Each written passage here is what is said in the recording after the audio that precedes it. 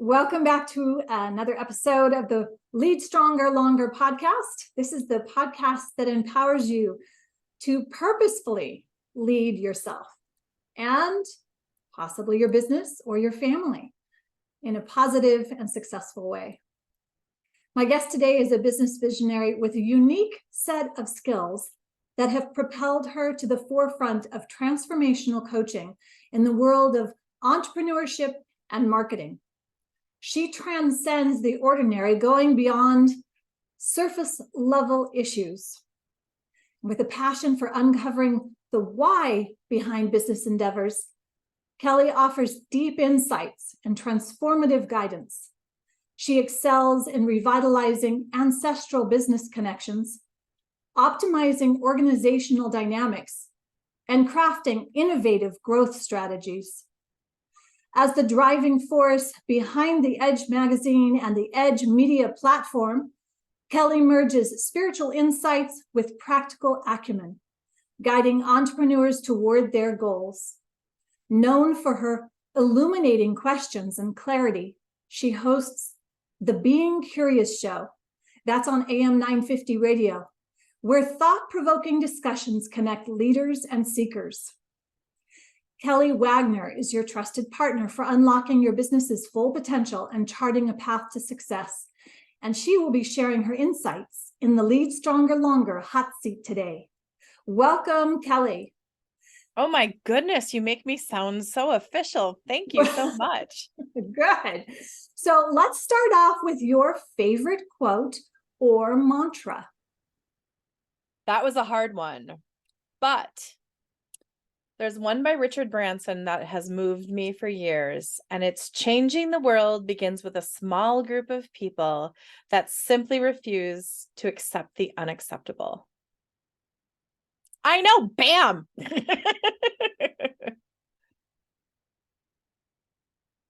So let me challenge you with that and ask you, how have you actually applied that to your life, either personally or professionally? Wow. Many ways, actually. I left the company that was going to be mine. I worked for my father for 17 years and was groomed to own the company. And I realized that with a lot of entrepreneurs, as they have the family generations going to G1, G2, G3, and G4, which is so small, that some people would rather, they love their business and their company so much that they just feel that they can't hand the baton. So they would rather have it self-sabotage than actually trust somebody else. I've never admitted that in public. So this is a big a statement to make. And I think there's a lot of entrepreneurs out there that do that. So I left that company. I left the safety and security of a family-run business to go off and work in industrial bagging and follow my dream. And I realized, and I actually told my dad one day, I was like, this is not your dream. This is your dream. This is not mine, but I'm willing to do everything I can to execute on it. And we parted ways. And it was an interesting separation. And there's a lot of work that's had to be done over the years to mend fences. And our relationship has not been the same since, but I knew I needed to follow my dream. And then in the next part of the adventure, I had that job. I was a VP of marketing and had a great office and a great company and salary and just abundance on every level. But I was a marketer who couldn't find the words in the dairy industry. And then I found out that the Edge was up for sale, and I had picked it up over the years, but it was not like I was a monthly edger. And there is an Edge community that calls themselves edgers, by the way. And through a huge leap of faith and courageous discussions with my husband, we decided to buy the Edge. So those are the last two things in the last, I'd say, 6 years that come to mind right now. Okay, there's a lot to unpack here. I know. So let's start with two things, because you answered my third question, which was what led to your specialization. And I would like you to pull that down a little bit further. And then I'm just wondering if you'd be willing to share, and we'll stay on this because I like to ask a crucial early mistake. And I would really love to unpack this because we've never talked with anyone who's had the experience generationally in a leadership role. And this is actually more common than folks think. And since you're so forthcoming and willing to share, we can probably get some insight on your journey. And maybe you can unpack that crucial early mistake as you unfold. Okay, so I just verged on two pieces. Let's first finish this. What led you to your specialization after this isn't my dream, Dad, I'm not going in that direction, and then you went off here? So what led you to that specialization? So I want to throw the layer into all of this. I had been training as a psychic medium and intuitive, and working in different modalities and training in different modalities at night and weekends and playing with it. And I never felt that I was going to be able to have the fusion of my gifts and abilities with business. So I went into marketing, and I jumped into marketing. And when I was working for my father, and this is nothing of putting my father down, this was just his mindset. He did not want to invest in marketing. And marketing to him was like going into his wallet and pulling a dollar bill out and then lighting it on fire, because marketing is, there's so many touch points. And how do you describe to, my father is a mad scientist in the highest regard. He can build a MacGyver. He can make anything out of anything. But when it comes to numbers and business and strategy and planning and strategic growth and relationships and all of those components of business, not so much. And where there's ego involved with a lot of entrepreneurs, I'm also his daughter. And I'm not, again, saying this in a negative way, but and my father's in his 70s. So let's go back to the mindset of him growing up in the 50s and the 60s and the 70s, and that social norms and cultures and grooming and business. And there was disconnects, and so that had to leave. And I know you're going to ask more questions on that. So I was in marketing. And I had a big budget. I was working on $1 million trade shows where we paid $15,000 a day just to have the carpet vacuumed in Las Vegas. So I went from working with my father of these trade shows that we'd get to do, and I'd have to go into the women's room and borrow a garbage can because we didn't want to pay the $200 for it at our booth, to trade shows where we're paying people $15,000 to vacuum. And it was just mind-blowing. And I thought that was my dream. And I was like, wow, but I worked for a large PE firm, and I worked for an amazing president. I worked right next to the president, and it was training ground. And I realized, gosh, we could do a show just on family businesses. I realized I was the daughter of the owner for 17 years. And I showed up. I worked hard. I was not the Daddy owns the company, I have an account. I showed up. But I realized, because I wasn't working for a company that believed in education and progression and staying current with everything, that some of my skills, and I see it as some of my knives were dull. That's probably the best way to describe it. And 17 years of going from early 20s to the age that I was when I left, there was a lot that happened in business. And what I found myself doing was joining organizations and getting on boards. And because marketing was not something he wanted to invest in, I leaned into the areas so I could be in the rooms, not seen as just a vendor in healthcare, and having those relationships with people on a different level. And that was my strategy, because marketing was not invested in that company. So when I got to the other company, I was out VP of marketing on the C-suite doing that. I realized again how dull my knives were.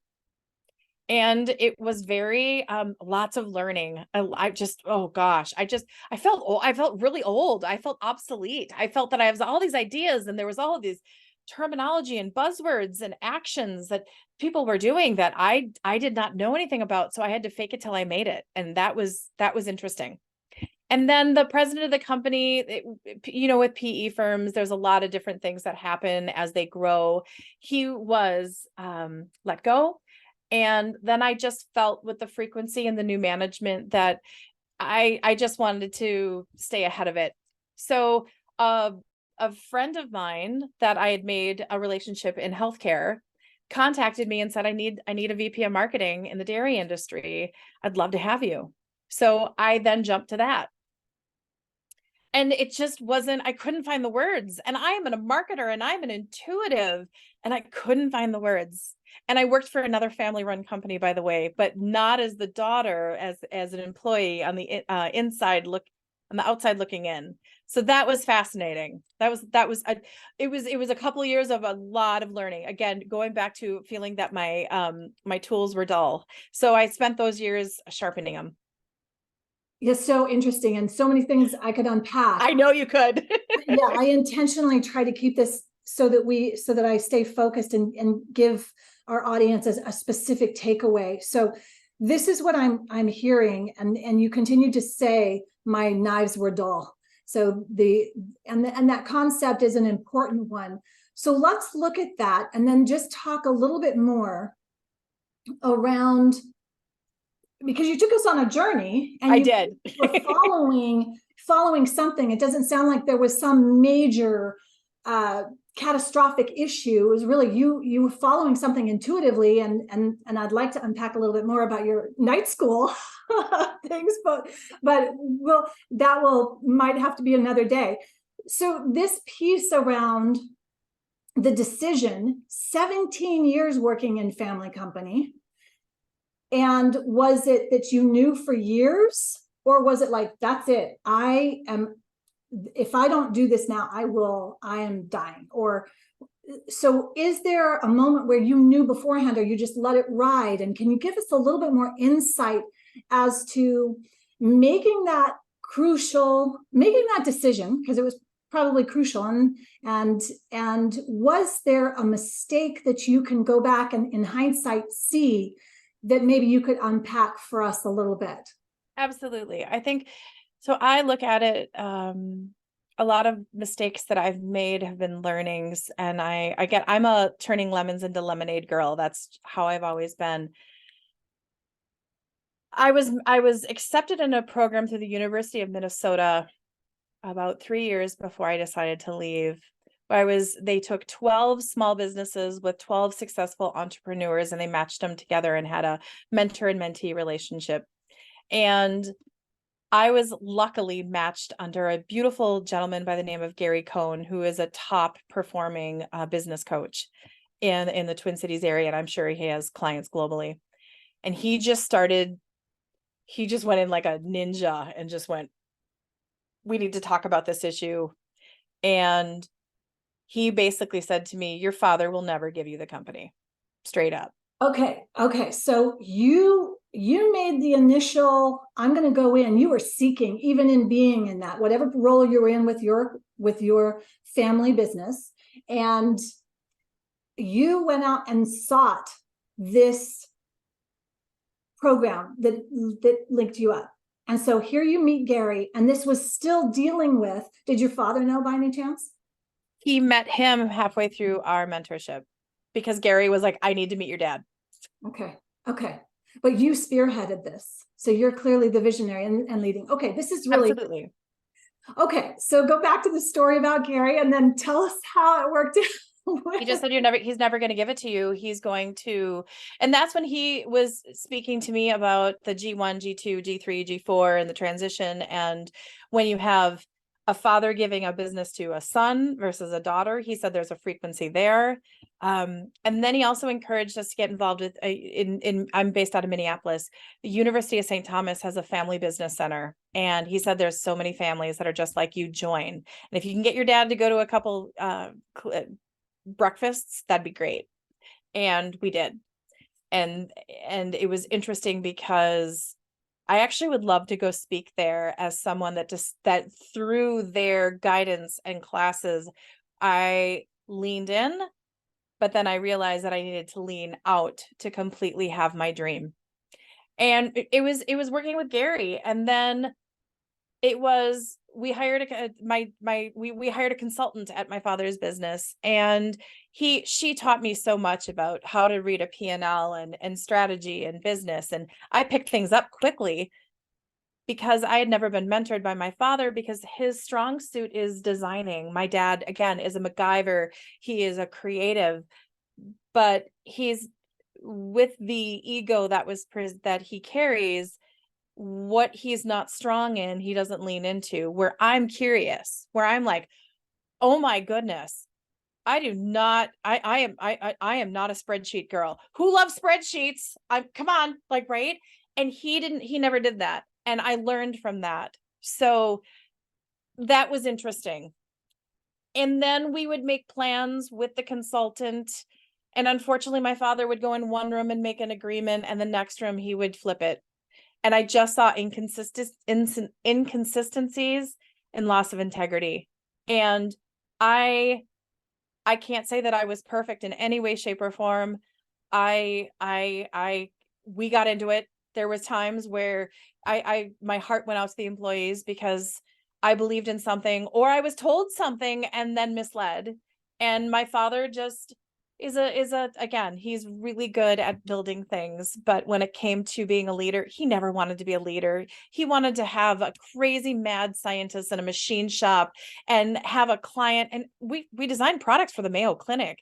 He has 69 products that he's made for the Mayo Foundation. He goes into a hospital and he's like, what's your problem? And he'll be like, give me a week. I'll make you something. I mean, that's just brilliant. And I held on to that, but there were so many big gaps that just started to really erode at my heart. And I knew that if I stayed on, I was starting to integrate it in a way that was not healthy. My husband actually said at night, when you come home, I need you to stay in the garage until you're ready to be at home. And then when that started to happen, and bless my husband, we've been together 30 years, I started to see my mind, body, and spirit unravel. And I knew I had to have an exit plan. And that's when, through just the guidance and the family business center, and then just my own internal work, I had to make a plan. So what I did is it took me about a year. And so my resume was 17 years old. So when I got out of college, it was nice paper and making everything look pretty. And then when I started looking for a job, it was all just on a Word doc in like size 8 font. And so I just was blown. I didn't know how to interview. It was like dating after being married for 30 years, right? That's what it felt like. I just was like, oh gosh, I'm out of it. And I would do everything at night, and I would do everything at weekends. And if I went on a job interview, I would take the day off. So I had integrity to the end. And even on my last day, I stayed until 8 o'clock that Friday night to make sure. And I started my next job Monday morning, which I don't recommend to anybody, by the way. And I did it. I made sure that I had everything wrapped up in a beautiful bow, and I set everybody up for success. And I left with my head held high. And I will tell everybody here, my father and I do not have the best relationship since I left. And I know he wishes me well, but I left his company. Yeah, now you have like 50 thought bubbles over your head. Well, you've said so much. And I think that the things that I'll just say what has almost reflecting back. So these are key because you said a couple of things that your dad really didn't want to be a leader. He's an innovator. Now this is the key thing that people need to understand, who are innovators and they're visionaries, and they are in the forefront and leading with their vision. But then there's the actual implementation and structure and systems that must be in place in order to carry that along, right? So you've got this amazing river flowing, and then you've got the boat that needs to be put on there to, I'm seeing that. You're right on. I'm just seeing so much here, and I hope that our listeners will get this. My number one takeaway is, because I'm seeing you model it, and because I know you from from us having our interview together, and you've got to know yourself, and or find yourself. I had to go deep into that. With this idea that you need to find yourself, then that's already showing you that it's lost. But I don't believe that you're lost. I believe that you just need to rekindle, and that's the key piece, because no one's lost. You're not lost. You're right there, and that's the truth. Start with that. You're probably just buried with things.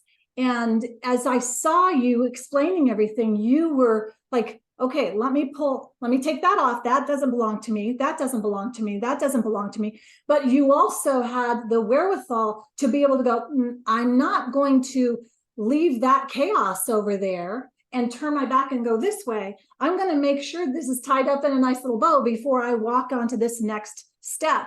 And that also takes an enormous amount of courage and grace, skill, and again, wherewithal. You don't know what that's going to look like until you're in the circumstance. But that is the epitome of leading yourself first and being willing to. Now, we could say it took 17 years, but not necessarily. It was you processing and going through this whole beautiful journey. And time to me is irrelevant, right? Whenever someone decides to go, oh, hello, there I am. Whoa, that's perfect. But this is really interesting, because I almost want to have an interview with your dad. Because there is that piece, that especially how you could see that you have so much to give and wanted to give to his innovations, and there's just a point where this isn't going to happen. And I hope that people will get, and maybe I'll leave this to you to advise leaders for this, to lead stronger, longer, when you're up against that piece, and you clearly don't dramatize a lot. We talked about this when I was on your show. Dramatizing, like, oh, right? You're just like, this ain't cool. I'm not liking this. I'm gonna look for some solutions. Right. And then I'm going to take those steps, and I'm going to keep it clean, and I'm going to keep moving forward. So this piece of doing that, can you unpack that and give us some advice for leaders like yourself? Because it requires you to lead stronger, especially when you're going to go out into a whole new world. You bought a business, you bought something that is very exciting. I'd love for you to tell us a little bit about that and what that took for you to do. You've got a 360-degree picture as now a business owner going in there and doing that. But overall, some advice then for leaders to lead stronger, longer. No matter if it's a family business or you're working for, whatever your capacity is, listen. I really, really learned how to listen. I'm constantly telling people, and you'll hear it on my radio show, so tell me more.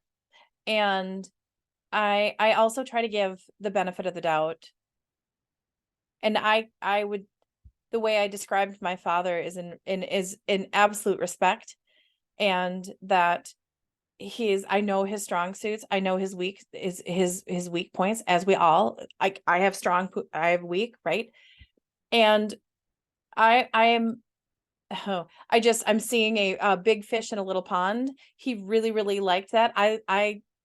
That doesn't do anything for me. If I'm not good at numbers, I'm going to call someone that is good at numbers. I'm not a lawyer. So it was interesting. One of the things he finally hired a bookkeeper. He never hired a lawyer, and really didn't have an accountant, and then never had an assistant. And those are the 4 things I did right away.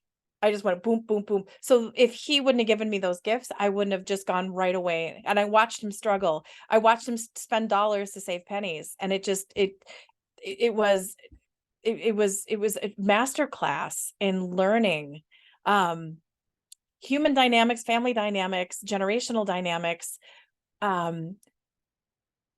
empowering yourself. I think the solo entrepreneur is something that he held really, really in high regard. And I'm very much like, let's go arm in arm and let's be a team. And that's just our differences. Maybe it's my learning. I don't know what that is. So it's what my husband loves car shows. And it's really interesting where you watch these guys that are like, I'm going to go buy these cars and I'm going to go buy this and that. They always have a money guy and a trusted person right next to him going, and he's like, hold on, I want to do this. Yep, I can buy it. It makes sense. My father never had that. And right. And I have that around me. It's perfect. I watched my dad get into debt. And I watched my dad not pay vendors on time, but go build a cabin in the woods on the company. Research and development, right? And come on, entrepreneurs, we do it to be able to take advantage of some of the beautiful, legitimate expenses that we can have as American citizens. Like, I get it and I'm all about it, right? But I watched from afar what he was doing, and we are not in debt as a business. We are self-funded. If we can't buy it, we wait until the money comes in. So I made some of those decisions based on my beautiful learnings. So open your ears, listen, give people the benefit of the doubt, and ask why. And that's what got into my ability to tell me more about this. Why do we have to do this? He wanted a machine shop. So I went, Dad, do we really need a machine shop? We're a $2 million a year company. Do we really need our own machine shop? Well, my dad really wanted a machine shop. Did it make sense for us to do it? No. We were a manufacturer of DME equipment for healthcare. No, it didn't, but he wanted it. So we went and bought it. And I watched him go into debt to do it. And then realized, then I'm like, did you get the machines looked at? Did you get them serviced? Do you know the records? Do you know what their value? And I started, and he just was like, oh no, it's my friend. And he bought all of them. Well, he had to hire someone full time to make sure to get half of them didn't run. I mean, so it was all of that stuff. But of course, I'm the little girl at, Dad, does this really make sense? But then I truly believe he saw me as a 5-year-old with pigtails, questioning him. And we didn't have that, that communication was not effective. So my last, before my rambling is done, is communication is key, and integrity and honesty, and coming to the table, laying your cards at in any position, personal or professionally.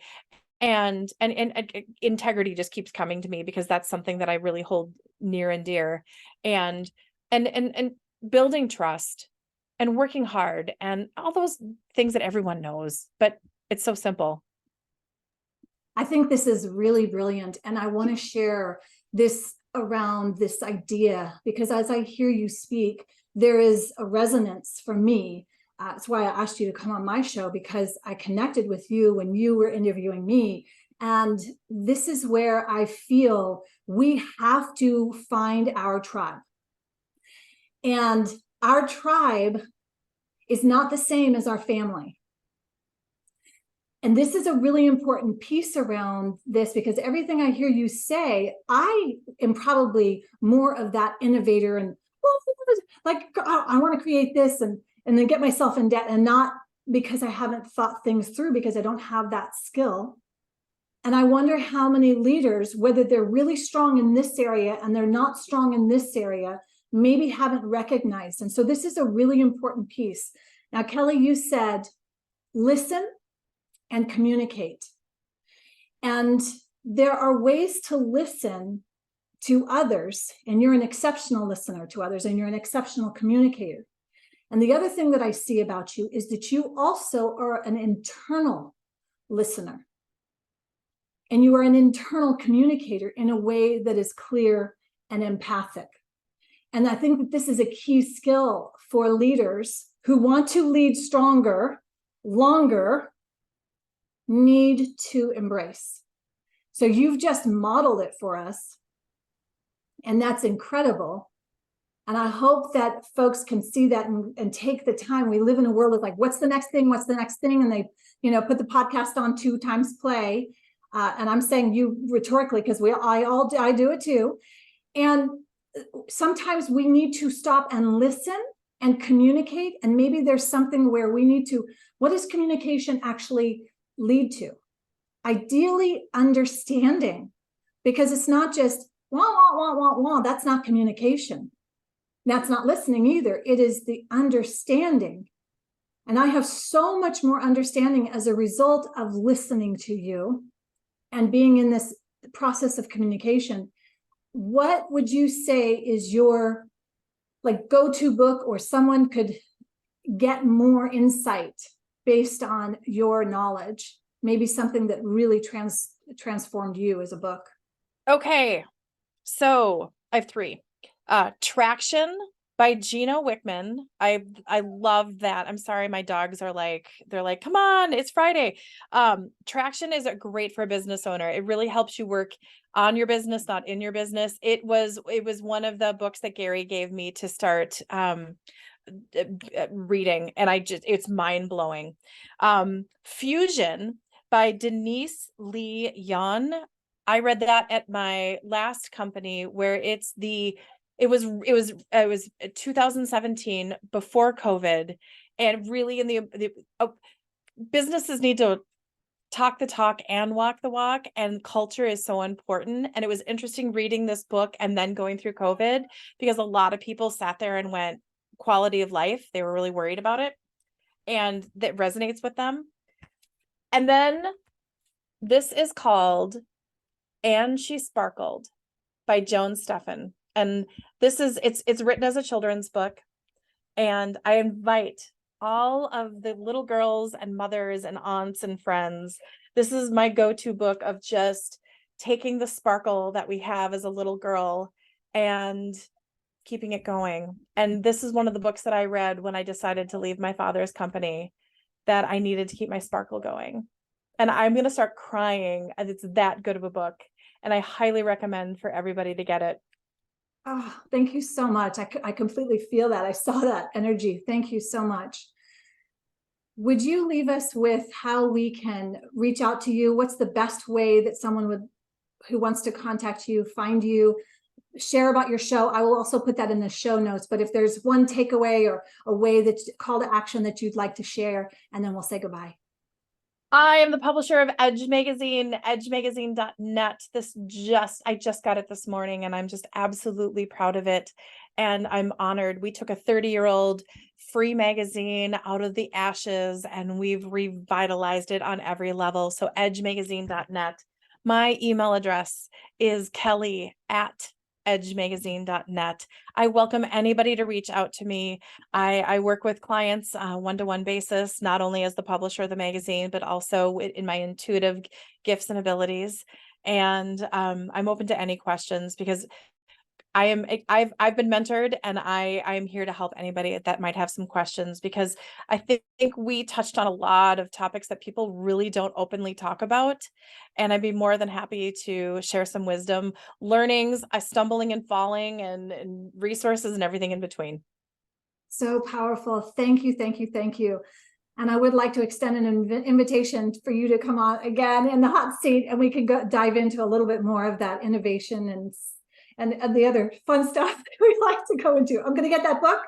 I'm absolutely going to subscribe to that magazine. I'm excited for that. Thank you so much, Kelly Wagner. I'm excited to share this with the world. You've brought some insight for us to lead stronger, longer. Have a great weekend, everyone.